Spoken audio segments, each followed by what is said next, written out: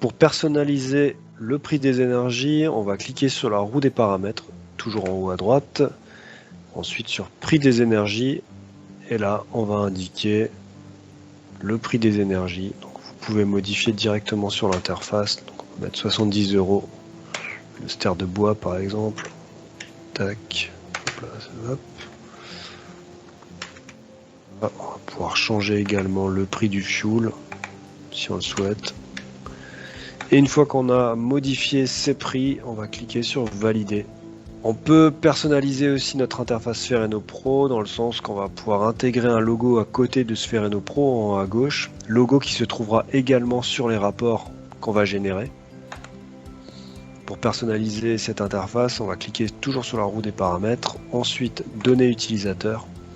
Ici on renseigne le nom de votre entreprise, vos coordonnées, et toutes ces données là se retrouveront dans le rapport. Et si maintenant on souhaite mettre un logo à côté de Sphéreno Pro, on va cliquer sur parcourir et choisir une image qui se trouve sur notre ordinateur.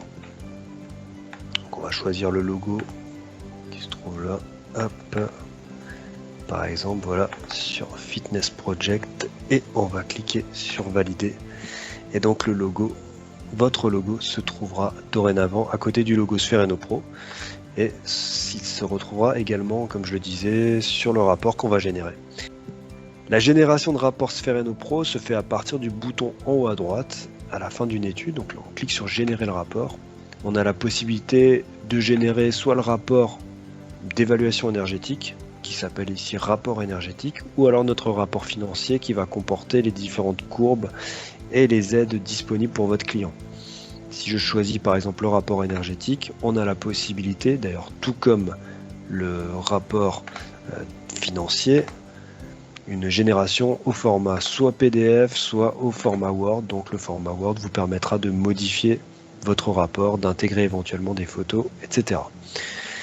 Lorsque vous générez ces rapports, il y a deux possibilités. Le téléchargement direct sur votre machine, donc vous avez à cliquer simplement sur le bouton télécharger, ou envoyer votre rapport à votre adresse email. Et là, vous cliquez sur le bouton, ça vous envoie directement le rapport sur votre boîte mail qui correspond en fait à l'adresse mail que vous avez renseignée dans vos coordonnées. Donc je le répète, pour voir cela, on va dans données utilisateurs et on renseigne notre adresse électronique, et c'est sur cette adresse électronique que sera envoyé votre rapport.